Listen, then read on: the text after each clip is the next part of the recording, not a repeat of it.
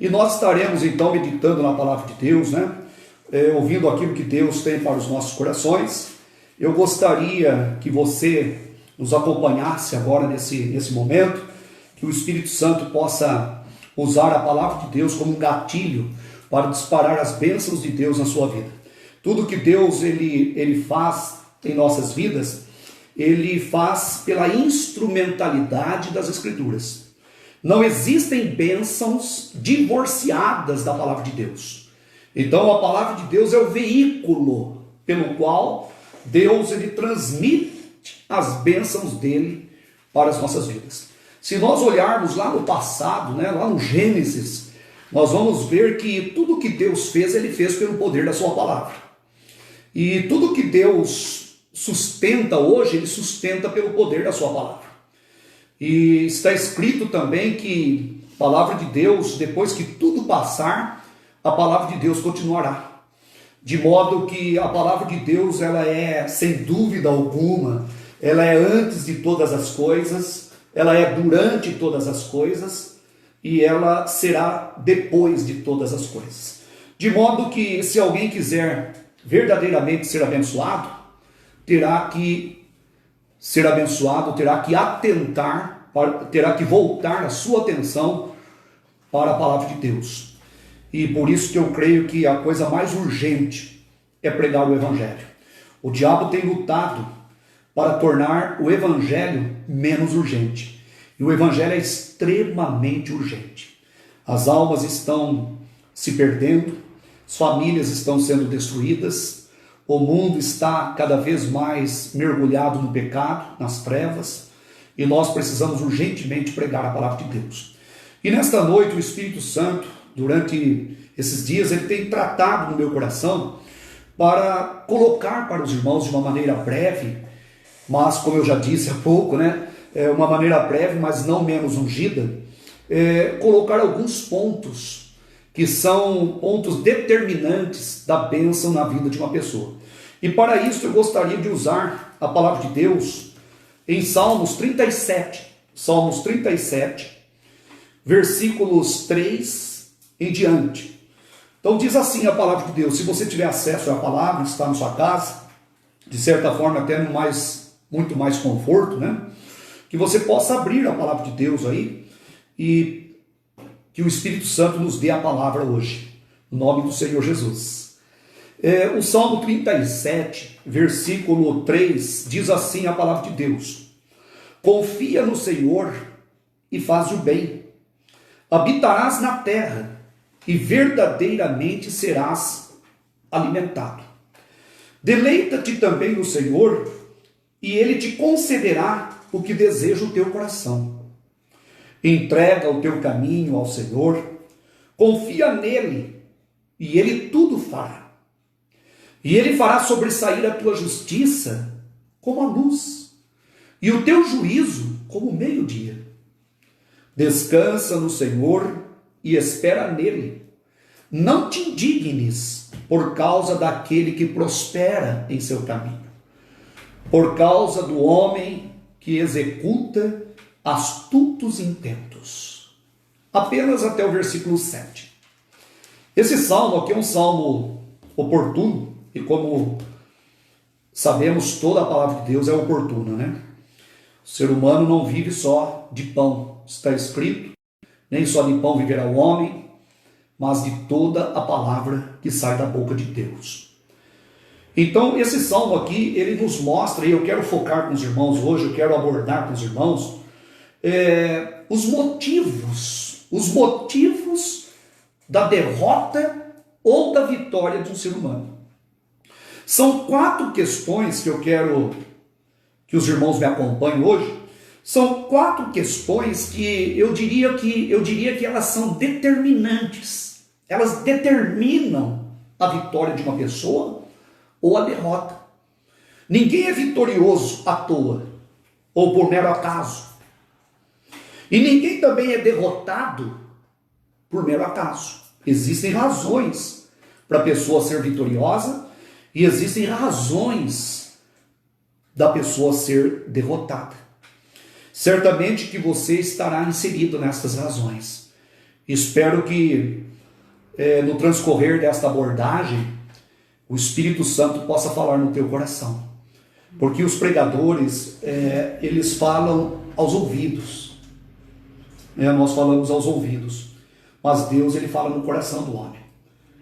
O coração do homem é uma terra que só Deus conhece. Só Deus pisa. E a Bíblia diz que um dia Deus vai julgar todas as intenções. E Deus vai trazer à tona todos os segredos do coração do homem. O seu coração pode estar oculto aos meus olhos, oculto à minha percepção, mas o seu coração não está oculto à percepção divina. E o seu coração não está inatingível pela palavra de Deus, porque lá em Hebreus capítulo 4 está escrito que a palavra de Deus, ela entra e ela divide a alma, juntas e as medulas, e ela é apta até para discernir os pensamentos e as intenções do coração do homem. De modo que você se verá, você se perceberá na exposição desses 4 pontos. O primeiro ponto, e é interessante, irmãos, que cada um desses pontos que nós vamos abordar aqui, cada um deles tem um objetivo.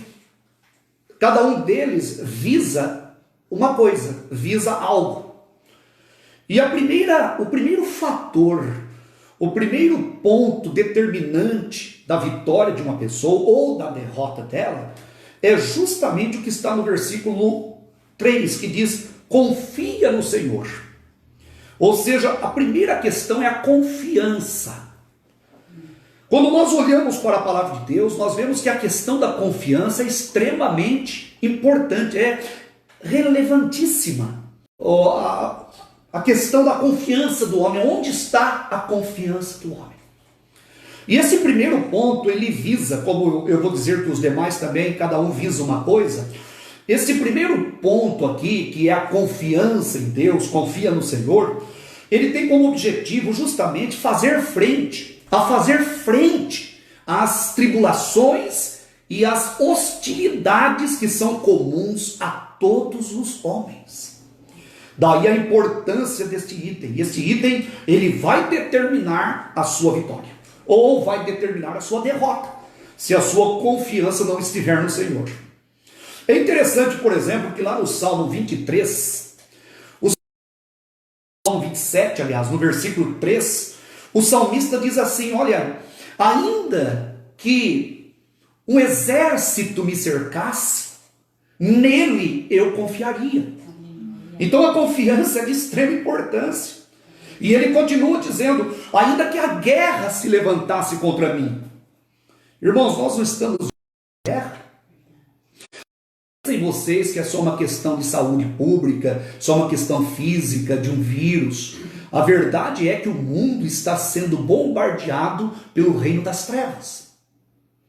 Os seres humanos, eles blasfemam de Deus, eles pintam um Cristo abominável, eles rejeitam a palavra de Deus, eles fazem coisas terríveis, e o mundo está cada vez mais açoitado pelo poder das trevas.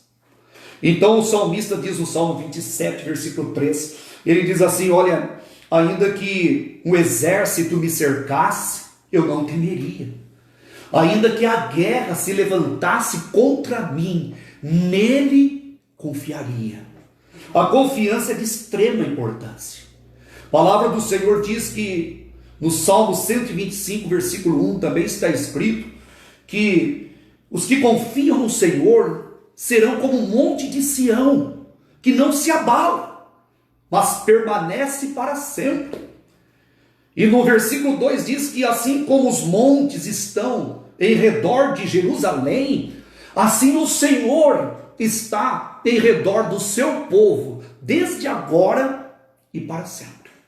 Estou pregando aqui numa residência, numa casa, mas eu confesso aos irmãos que eu gostaria muito de estar na casa de Deus, pregando, aqui limitado, sentado, aqui dá vontade de levantar, continuar pregando, mas a palavra de Deus, irmãos, ela produz algo glorioso no coração da pessoa, e ela está atingindo o seu coração agora.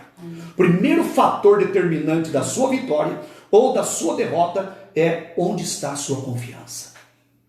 E é interessante que, no sentido de advertência, a palavra de Deus também fala sobre o perigo e fala que é insensatez o homem confiar em si mesmo. Lá em Provérbios capítulo 3, versículo 5, está escrito assim: confia no Senhor de todo o teu coração, e não te estribes, não te alicerces, não te apoies no teu próprio conhecimento. Então, como advertência de que se torna uma absoluta insensatez confiar em si mesmo. Então, o primeiro item, o primeiro ponto da nossa vitória, hoje Deus vai continuar falando com você. Creio que Deus está falando com você. Eu orei para que Deus falasse com você. E eu sei que a palavra de Deus ela não volta vazia. E eu sei que o Espírito Santo tem um rio de palavras preciosas para inundar o coração do povo dele. Deus quer falar conosco, Deus quer nos abençoar, Deus quer nos arregimentar, nos preparar para esta batalha. E é interessante que a palavra de Deus lá no Salmo 20, versículo 7, diz assim, que uns confiam em carros, outros em cavalos, mas nós faremos menção do nome do Senhor nosso Deus. Interessante esse versículo no contexto da época, porque os grandes povos, os povos que guerreavam naquela época, quando eles iam para a batalha, eles contavam seus homens, seus carros de batalha, quantos cavalos, quantos milhares de cavalos, né? Quantos milhares de carros, né? De carruagens para a batalha. E o salmista diz, olha, eles fazem menção disto, né? Eles confiam em carros e cavalos. Mas nós, na batalha, nós vamos fazer menção, não dos nossos carros, dos nossos cavalos, mas nós vamos fazer menção do nome do Senhor nosso Deus. E isso faz toda a diferença, isso é confiança em Deus. Então a palavra de Deus diz aqui, confia no Senhor. Primeira coisa que nós precisamos atentar nessa noite é isso, é confiar em nosso Deus. Confiar de todo o nosso coração. Esse primeiro item visa fazer frente as hostilidades e as tribulações que são comuns a todos os homens. Quando Davi foi contra Golias, eles menção do nome do Senhor nosso Deus. Assim devemos também fazer menção da presença gloriosa do nosso Deus, da presença augusta e bendita do nosso Deus em nosso meio. Que o Espírito Santo possa aguçar no seu coração a confiança em Deus. E é interessante que a confiança em Deus não é algo assim místico, não é algo mágico, não é um streamlique que a pessoa sente. A confiança em Deus se dá à medida que nós nos voltamos para a sua palavra, à medida que nós entendemos que o Deus que prometeu não pode mentir, que Deus é fiel para com a sua palavra, e a partir do momento que nós temos Deus por fiel, isto é fé. Fé não é pensamento positivo, fé não é fazer figas diante de uma situação, fé não é a paranoia do pensamento positivo, não. Fé é ter Deus por fiel. Se você tem Deus por fiel e se você confia nele, você estará dando o primeiro e glorioso passo para uma vitória retumbante na presença do nosso Deus. Ninguém derrotado é derrotado porque confia em Deus. Mas porque confia em carros e cavalos, confia em outras coisas, confia até mesmo no seu próprio conhecimento, né? A pessoa não se volta para a simplicidade do Evangelho. A pessoa ela quer viver a sua própria mente, ela quer viver e buscar nela mesma a solução dos seus problemas. Nossos problemas não está internamente, a solução dos nossos problemas está na palavra de Deus. E Jesus Cristo habita em nossos corações e Ele é aquele que cuida de nós. Mas o texto sagrado também fala, e é um segundo ponto determinante da derrota de uma pessoa ou da vitória de uma pessoa. Preste bem atenção nisso. A palavra diz assim, deleita-te também no Senhor. É interessante que a Bíblia não fala que nós devemos só confiar em Deus, mas nós devemos deleitar nele. O que é deleitar no Senhor? É ter prazer no Senhor. Quando nós temos quando nós nos comprazemos em Deus, quando nós sentimos prazer no nosso Deus e voltamos o nosso coração para Ele, então Ele vai aplanando, Ele vai abençoando as nossas vidas. E é interessante se cada um desses 4 pontos que eu vou focar com os irmãos hoje, cada um visa combater algo. Como eu já disse, o primeiro visa combater as tribulações e as angústias. Só confiança em Deus para fazer tombar as tribulações, para fazer com que nós consigamos sobrepujar as lutas, as tempestades, as coisas ruins que batem contra as nossas vidas. Mas, e o prazer no Senhor? A Bíblia diz, deleita-te também no Senhor. Prazer no Senhor visa, sabe o quê? Visa nos livrar dos atrativos do pecado.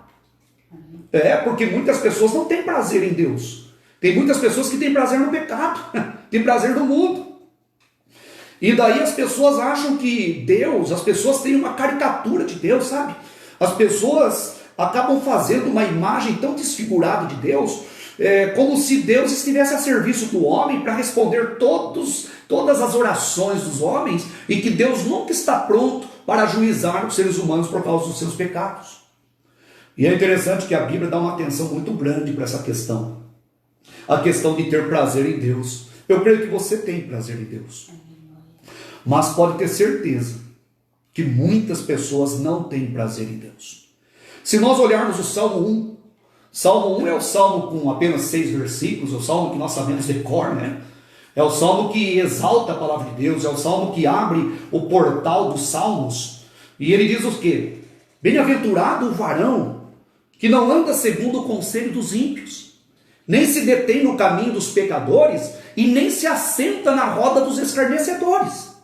E no versículo 2 diz, antes tem o seu prazer na lei do Senhor, e na sua lei medita de dia e de noite. Porque será como a árvore plantada junto a ribeiros de águas, a qual dá o seu fruto na estação própria, e cujas folhas não caem, e tudo quanto fizer prosperará. O salmista continua dizendo, não são assim os ímpios, mas são como a moinha que o vento espalha.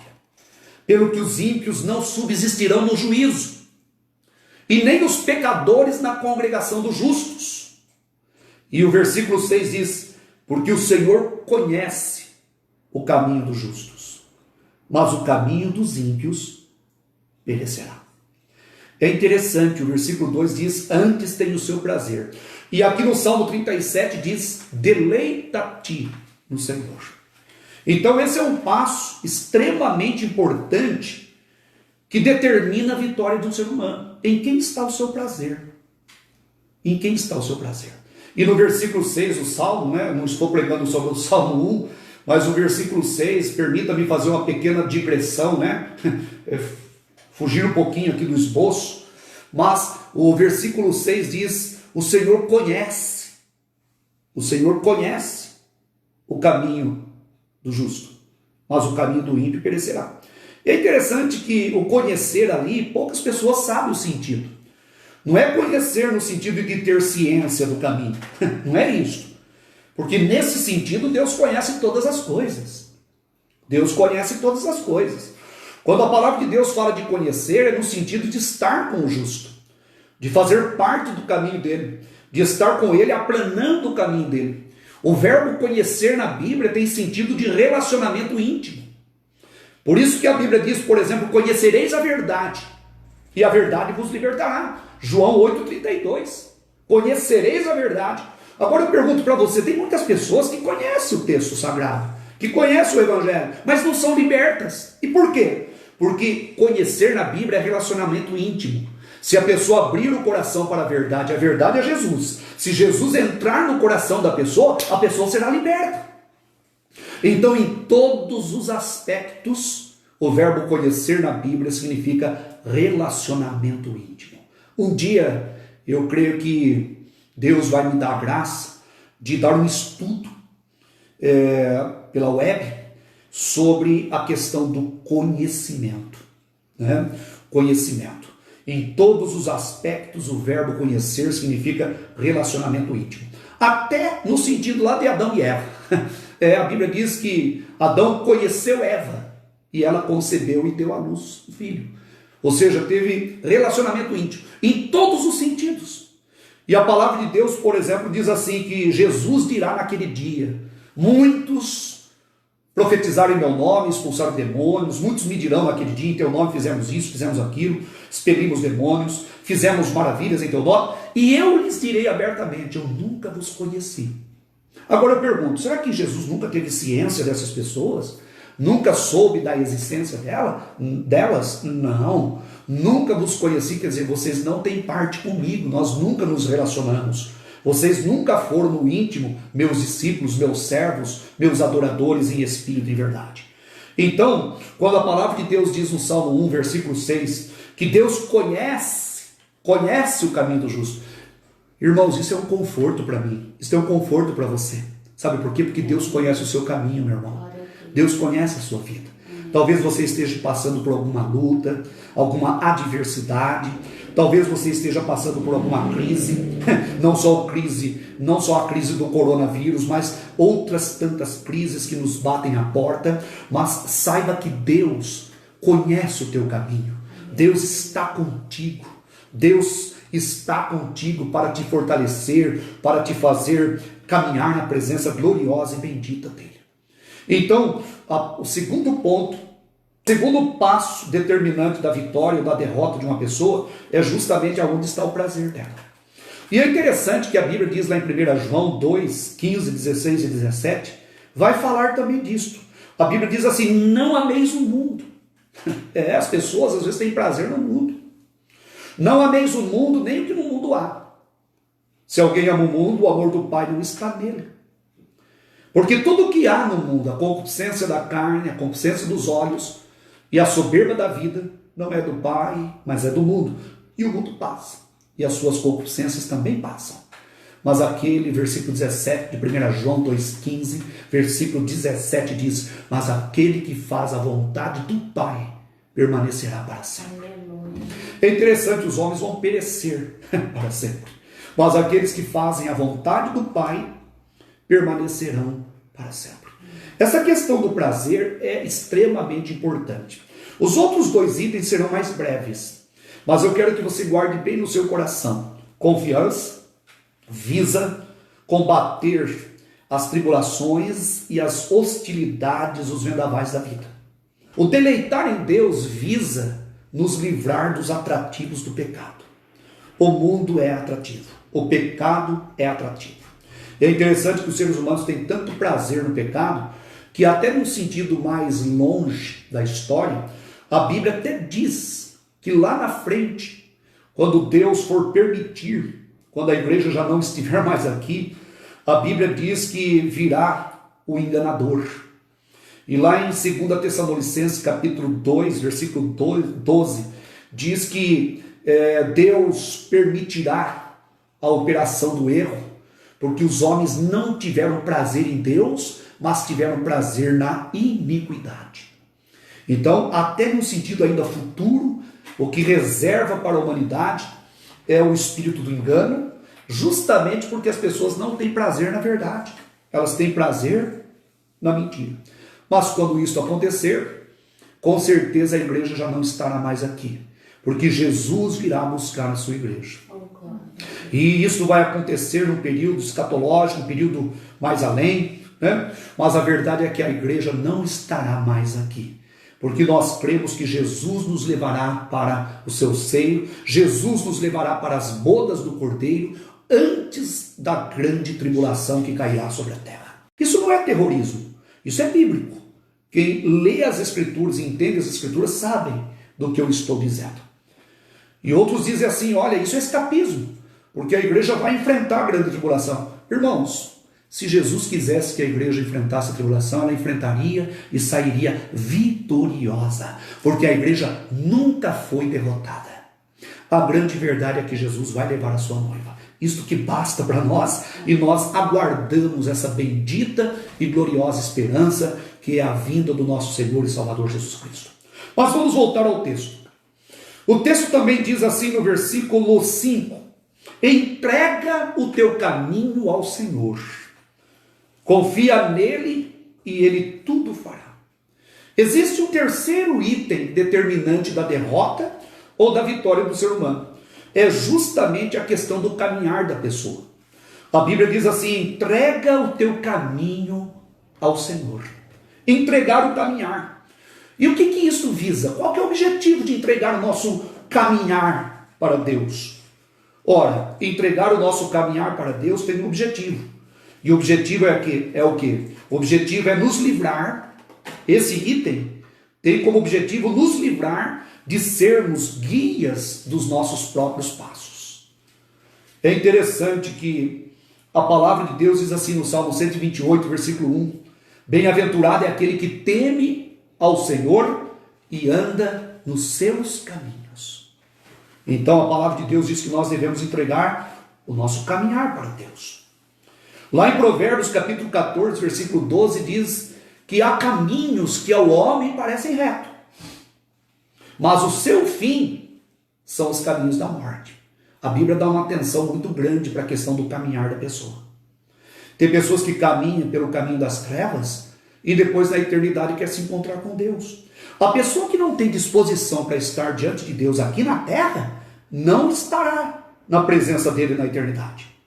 Todos querem estar com ele na eternidade, mas poucos querem andar com ele aqui, entregar o seu caminho na presença de Deus, na presença gloriosa do nosso Deus.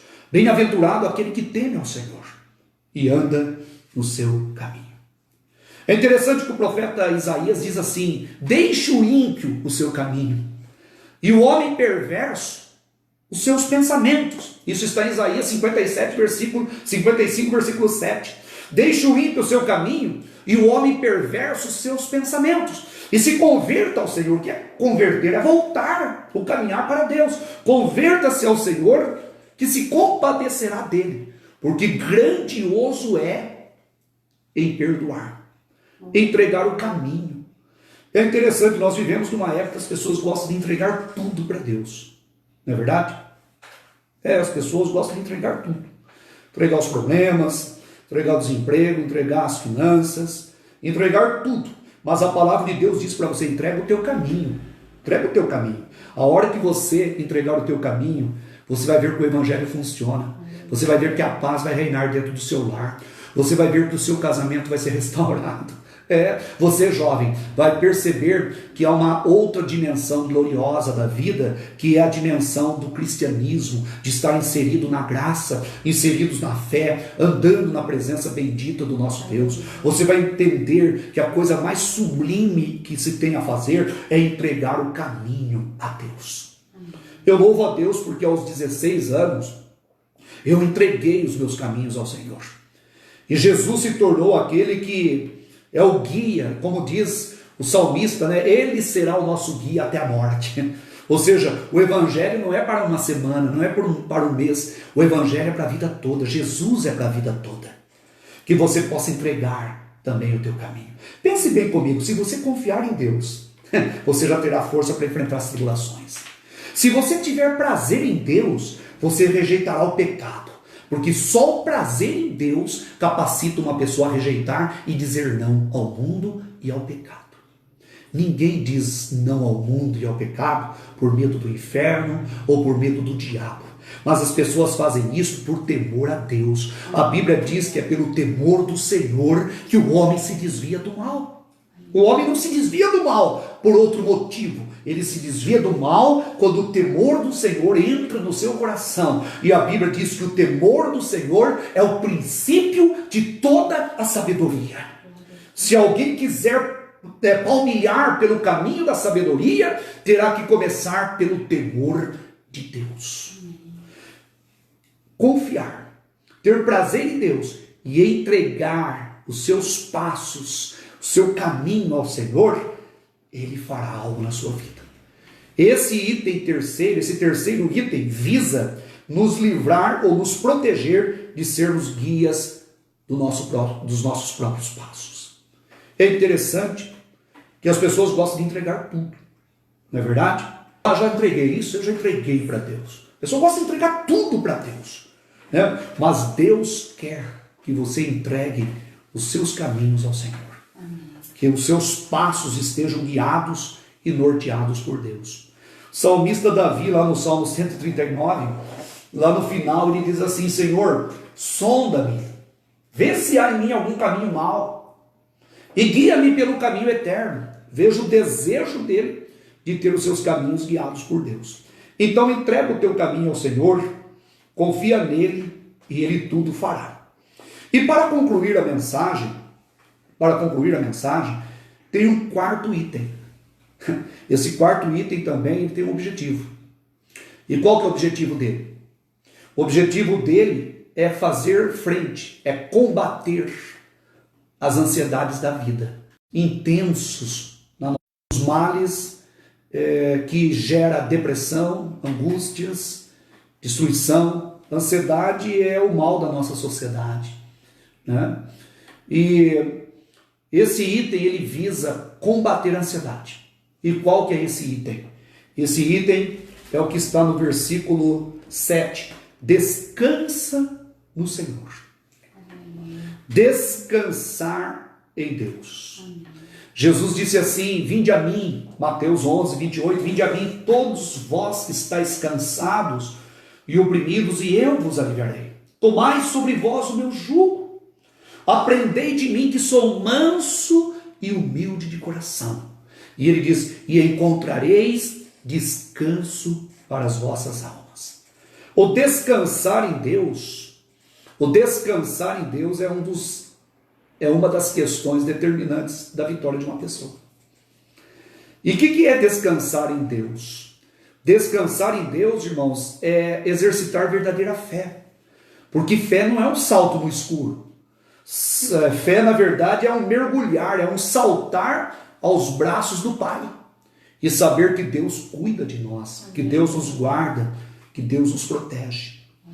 Então que Deus, nesta noite, possa, através desta palavra, através do Espírito Santo, porque se o Espírito Santo não falar, se o Espírito Santo não operar, se o Espírito Santo não construir, ninguém constrói nada. Aliás, tudo aquilo que é construído, que não é pelo Espírito Santo, não permanece. Então, e tudo aquilo que o Espírito Santo produz no coração de uma pessoa, ele produz para sempre. Então eu desejo que esta palavra fique no seu coração. Que o Espírito Santo continue falando em nossos corações, que Deus continue nos abençoando. Nós lemos aqui, por exemplo, que no Salmo 37, esses 4 itens, e o versículos 23 diz assim, que os passos de um homem bom são confirmados pelo Senhor. Deus vai confirmando os passos de um homem bom. E Deus, ele deleita-se no caminho do homem bom. E o versículo 24 diz, ainda que caia, não ficará prostrado, porque Deus o sustém com a sua mão.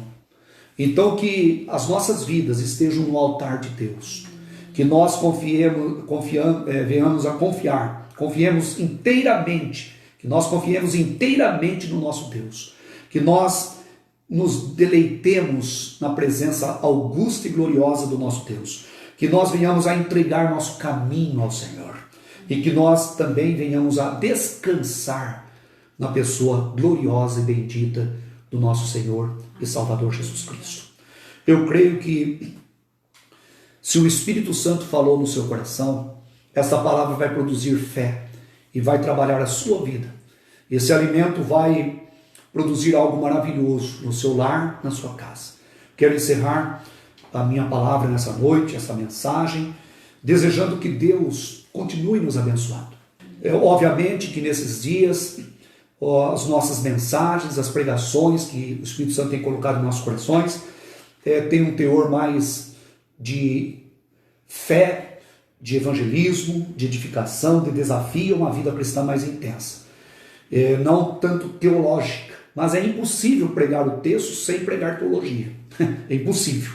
Mas Deus vai nos dar a oportunidade também de lançarmos estudos e grandes mensagens teológicas, discorrer sobre assuntos extremamente importantes que devem reger a vida da igreja nos nossos dias. E nós somos bereanos, ou seja, nós nos pautamos pelas Escrituras Sagradas. Que Deus abençoe todos os amados irmãos, aí de Poços de Caldas, todos os amados irmãos aqui de Piracicaba, todos os que estão em outras cidades também nos ouvindo, lá em Juiz de Fora, lá em São Paulo também tem pessoa que está nos ouvindo, em outros lugares também. Que Deus abençoe de uma maneira gloriosa, em nome do Senhor Jesus.